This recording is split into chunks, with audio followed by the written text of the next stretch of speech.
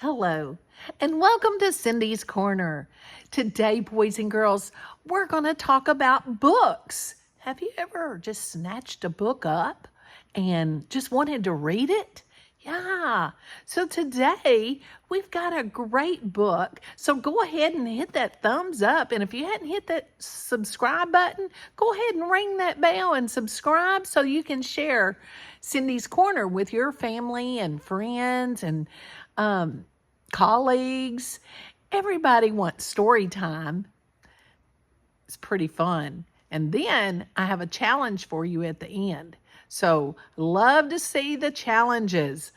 Great challenges, and I've got great responses. So send me your response in the comments at the end when you get your challenge. Now, today, go ahead and get this book, the Snatchabook. Yeah, who's stealing all the stories? The author is Helen Docherty and Thomas Docherty. They are the authors, and she is the author, and he is the illustrator. My AR testers, this is a level 3-3. 3-3. Here's our title page, the Snatchabook. Don't that sound fun? Yeah. All right, and here it says the story or the author is Helen and the illustrator is Thomas Docherty. One dark night in Burrowdown, a rabbit named Eliza Brown found a book and settled down. When a Snatchabook flew into town. In every house, in every bed, a bedtime book was being read. Tales of dragons spitting flames, witches playing spooky games, pirates on the 7 seas, princesses trying to sleep on peas. And every child in every bed listened hard to each word said. Eliza Brown, at number 3, was reading quite contentedly. Her curtains open, just a chink. She barely had a chance to blink. Her storybook just disappeared. Eliza found that very weird. See, her book just disappeared. The little owls on Mommy's lap were quite surprised to hear a tap against their bedroom window glass. Tap, tap. The noise came really fast. Before they'd even looked around, the book was gone without a sound. The wind blew wild across the sky. The smallest squirrel heard a cry. "What's that?" she whispered to her dad. But then, and this was really bad, before they had a chance to look, she had lost her favorite book. And so it went, night after night. Books disappeared from left to right. 5 books here and 6 books there. The shelves began to look quite bare. In Burrowdown, the rumors spread of book thieves under every bed. Eliza Brown at number 3 was keen to solve the mystery. She planned one night to lie in wait and use a pile of books as bait. Long hours passed without a peep. She'd nearly fallen fast asleep when suddenly Eliza heard a flap of wings. A bat, a bird. Eliza saw a shadow loom, enormous, right across her room. What kind of monster could it be? Eliza thought. You don't scare me.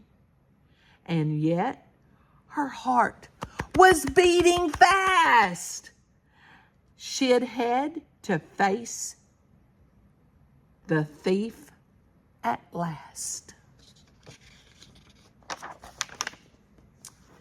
She threw the window open wide and shouted to the thing outside, "Stop stealing all our books right now. Just give them back. I don't care how."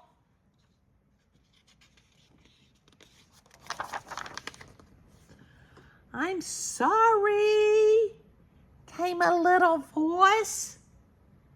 "I really am. I had no choice." Eliza looked down in surprise. She couldn't quite believe her eyes. "So who are you? And what's your name?" The creature hung its head in shame. He mumbled with a mournful look, "I'm just a little Snatchabook."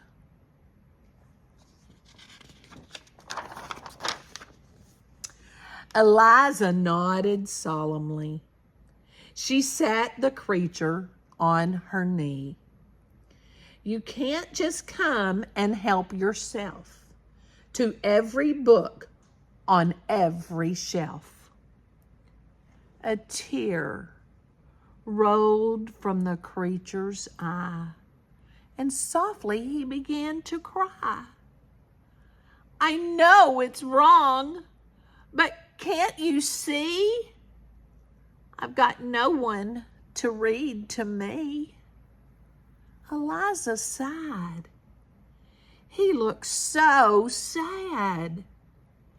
If he had just a mom or dad to read him stories every night, or perhaps Cindy's Corner, well, then he might behave all right. That very night, they hatched up a plan. And so, the Snatchabook began. What's he doing? Bringing them back. To give back all the books he'd picked.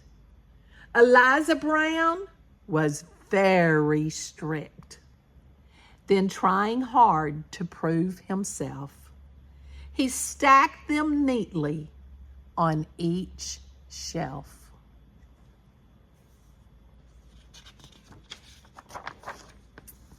And when he'd made his full amends, Eliza called on all her friends and told them how he'd worked all night to turn a wrong into right.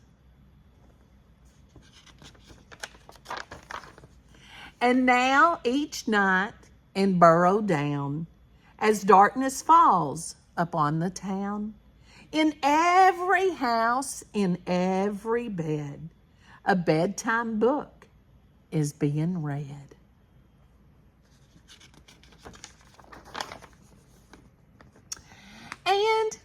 If you take a closer look, you might just see the Snatchabook perched happily on someone's bed, listening hard to each word said.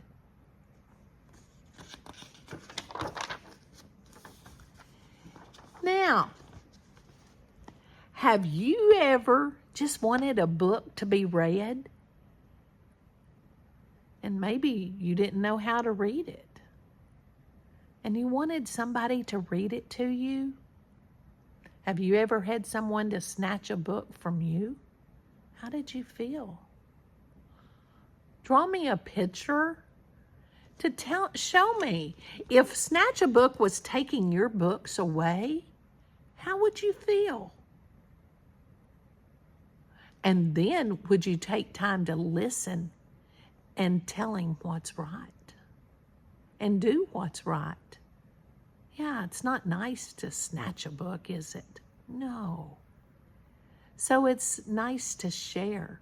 Tell me a time that you have shared a book with someone. You told them what all it was about, and they wanted to read it. Tell me about a time that you shared a book with someone. I hope you enjoyed our story time, and perhaps you can re-listen at bedtime. Have a great day, and most importantly, give somebody a hug and tell them you love them. And Cindy's Corner loves you out there. Have a great day.